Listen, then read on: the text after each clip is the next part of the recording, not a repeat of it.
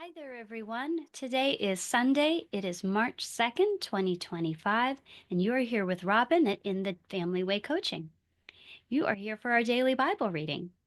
We are reading through the entire Bible using the Day by Day Kids Bible that's been written by Karen Henley. And if you have your calendar out today, go ahead and get it out because you're about to read the Bible today. If you are interested in following along with your own copy of our calendar to mark off your daily commitment to read, then you are welcome to head over to my site and visit www.inthefamilywaycoaching.com and look under the tab of Read the Bible in 1 year. And there you will find a free download of this month's calendar. I am so glad that everybody is here with me today, whether you are following along with the video or whether you're just listening along, whether you are finding me on TikTok or on YouTube or on Spotify or via whatever your favorite podcasting app is. Thank you so much for being here with me today. I'm so glad that God has led you to this event, and I'm really happy to have you here. Well, I want to apologize too for this today's reading being posted so very late today. I have been doing a brake job on my car along with my husband, and this brake job project always seems to take longer than we expect it to take. And this time we had the good fortune of being able to get my rotors turned. And in order to do that, though, the local shop did not have their machine working. So we had to go about a half hour away. And I thought it was just one of those where you wait 30 minutes or maybe an hour and then they'll be done. But they said it would be a couple of hours, and we didn't get there until after 3. And then they were supposed to call me, and 6 o'clock comes and they still haven't called me. So we were waiting around down the hill, as we call it, and just, waiting and killing time and waiting. And finally, I was getting really grumpy now at this point. And I was like, we're just gonna go. And you know what? I bet they've been done for a long time and nobody called me. And I don't like to bother people, but so I didn't call and check at any point in time earlier to see if they were done. And I guess I should have because at some point they were done and nobody called to tell me. So by the time we got home, then it started to rain, and I was stubborn and I said, okay, let's try to do this in the rain. And then it eventually just got too much. So I'm a little bit grumpy this evening. I made some chamomile tea, which is now too hot to drink. So I'll have to wait to drink it. So thank you for waiting. There's always something on my days off, right? That keeps me from getting these posted early in the day. So thank you for being here. We are reading about David in the book of Samuel, and today we are going to continue that. David has a bit of a long story, and what we are going to see, if you remember from yesterday, what we mentioned is that although he has been proclaimed that he will be the next king, he is not the current king yet. And what we're going to see is that he has respect for the current king, and that is to David's credit. And so we are going to pick up our story and continue on. We are reading out of 1 Samuel chapter 18 and 19 today. And if you are curious for more details, head up your big Bible. I did read chapters 18 and 19, and our version is pretty complete. There really isn't much missing. Uh, there really isn't anything else missing. Sometimes there are a little bit more details, but it's pretty complete in today's section. Saul's son Jonathan became David's good friend. He loved David as much as he loved himself. From that day, David lived at Saul's palace, and he didn't go back home. Jonathan and David made a promise to be special friends. Jonathan took off his own robe, and he gave it to David. Jonathan also gave David his long shirt and his belt. He gave David his sword and his bow for shooting arrows. David was good at whatever job Saul gave him. So Saul made David the leader of many men in the army. The army was happy about that, and that made the people happy too. And the leaders of the army were happy too. The army came back home after Goliath was killed, and women came out of all of the towns on the way. They met King Saul and his men. They danced and sang happy songs. They played music and shook tambourines. Saul killed thousands, they sang, but David killed tens of thousands. The women's song made Saul mad. They said David killed tens of thousands, said Saul. They said I only killed a few thousand. David has everything. Now all he needs is to be king. And from then on, Saul watched David. He was angry because the people liked David best. And the next day, a bad spirit came on Saul.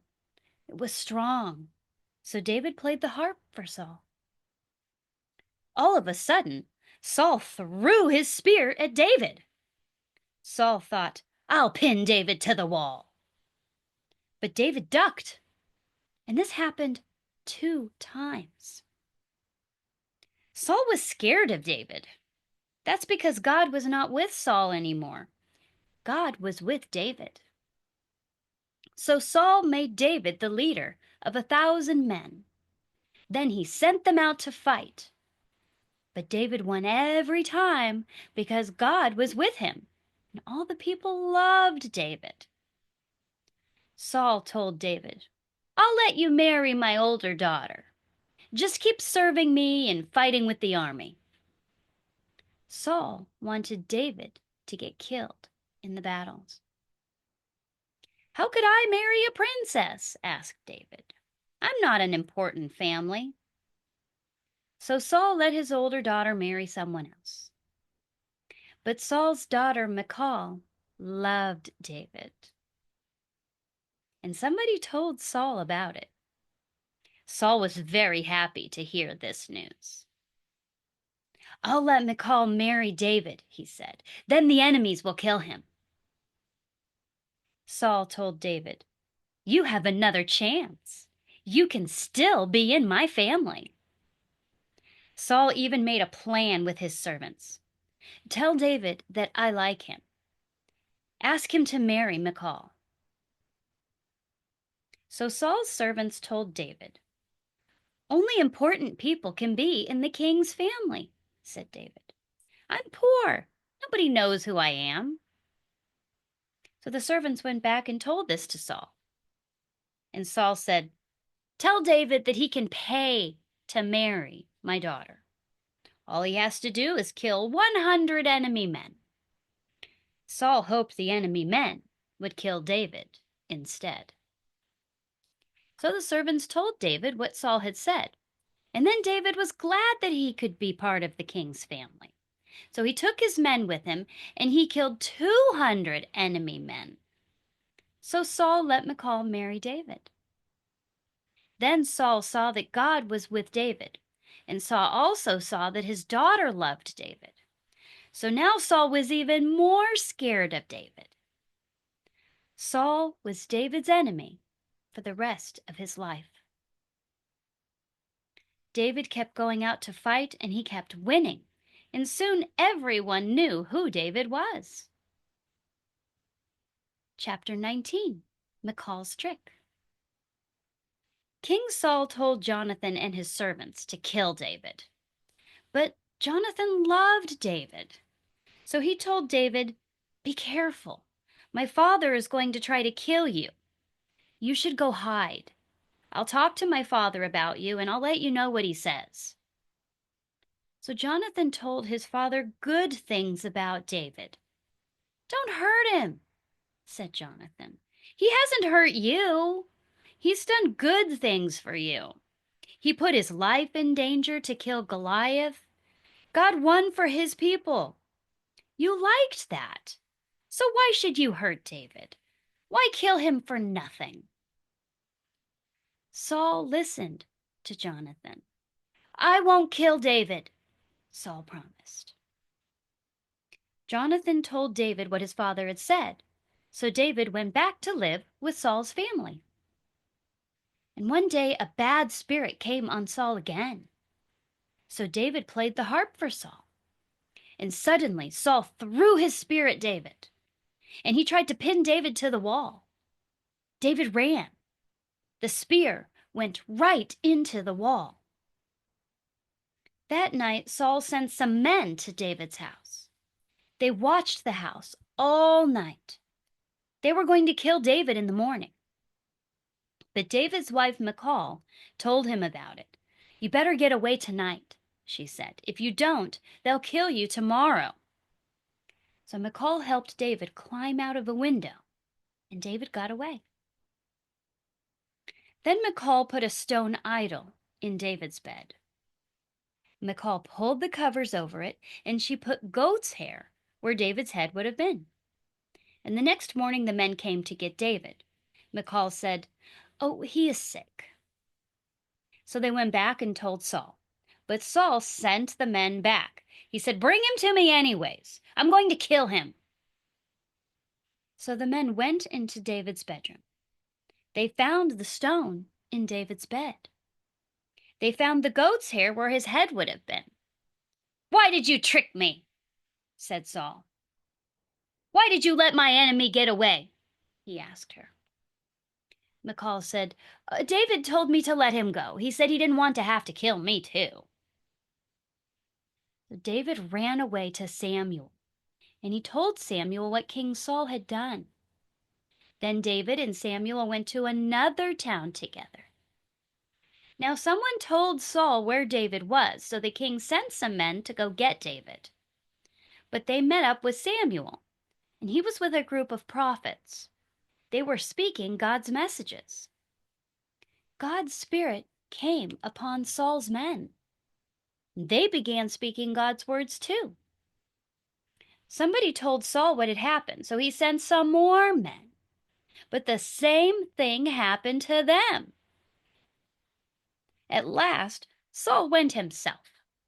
Then God's Spirit came upon King Saul too, and Saul spoke God's words. He even took off his robe. The king spoke God's words all day and night, and Samuel was standing right there with him. And that's the end of our reading today. I was really curious about all of the prophesying that the king's men and then Saul were doing. And so I was looking that up in our big Bible, and I was so curious. I just really wanted to know if anything was said. And they did not elaborate when they recorded the event. They just said that they were all speaking God's words. So if you were curious about that too, just as I was curious about that, there was nothing more written about that, unfortunately. So we won't know what they said. But here we go. Let's talk about King Saul there. Well, first, he's very jealous of David. And sometimes when we see that God has favor for someone else, or that things seem to be going well for someone, sometimes we can get a little jealous too. But in this case, King Saul knew that this could very well affect his king position. And he's saying everybody likes him so much, and he is so well known, and he's so successful. He has everything. All he needs now is to be king. And Samuel had pronounced him to be king already. And it doesn't tell us specifically that Saul was aware of it at this point, or not. But he doesn't seem to say anything specifically about that until another couple of chapters later, when I was looking that up. So what we see is that sometimes that bad spirit comes over Saul, and that is when it tends to be that uh, he throws the spear because that's why David is playing the harp at the time. And while he's under the influence of the bad spirit, that is when he takes his spear and he tries to kill David. But the other times when he is not under the influence of the bad spirit, he is still maintaining the attitude of trying to kill Saul, even though he promised Jonathan, his son, that he would not. So Saul is not being truthful, and he's trying to commit murder of his own man. And this is now his son in law. So now he's also sending David out, hoping that if he doesn't have to kill him, maybe he'll get killed in battle. But God is with him, and he can see that. And since God is not allowing him to be killed in battle, he's trying to take matters into his own hand and kill him. And this is what we are going to see over and over again in the coming days as we read, is that Saul is constantly chasing after David, and David is constantly hiding and trying to get away from Saul. So, what do we notice about David there? Is that he is not acting even in self defense to kill Saul. He is showing respect for the person who is the king, for the man who is his father in law, and who is the father of his very, very best friend, Jonathan. In our big Bible, it actually says that Jonathan's heart became one with David. So he really had a deep love and friendship for David. This was his very best friend. And David had respect for the fact that all of these things made Saul untouchable for him, in his opinion. It didn't matter to him that King Saul was trying to kill him. He was not even defending himself and trying to kill him back. And that's one of the things that makes David have a heart like God, is that he is not acting um, in out of revenge or anything. And so that can be a really big takeaway for us today, is that like David, that we not act vengefully, that we not try to get back at people, even though he is trying deliberately to hurt him. Sometimes he is under the influence of the bad spirit, but a good majority of the time he is not. So he has the ability to say no to those sins, and Saul is not doing that. And sometimes when things happen that are good for other people, sometimes we can feel jealous about that. And so we want to make sure that we think about King Saul when these times come, so that we are reminded not to be jealous, because who is in control of these things? It is God. That's right. God provides, and he lets the sun shine upon bad people as well as on good people. And it doesn't even say that David was a bad person. So that good things were happening to a good person. And we just want to make sure that we're not jealous or coveting. That would be, he's also coveting there because he wants what David has. He's jealous because the women sang songs, and these songs were a bit exaggerated too, because remember that song that they were singing? It was right after they had had the battle. So first they killed Goliath. David killed Goliath, and then the king's men, the rest of the army, went out when the men started running from the army of the enemy, and they ran out and they chased them down, and God's people won that battle. So David would have killed additional people potentially, and Saul as well. And they don't tell us exactly, but the women's songs could potentially be exaggerated because Saul had been in battle many, many times, and whereas David had not. And this was his first battle, as far as we know. He was carrying Saul's armor, but he was not one in battle. And he was only helping sometimes, and sometimes he would go back and help his father with the sheep. And even his brother said, "What are you doing here? You shouldn't be here. You're just leaving the sheep.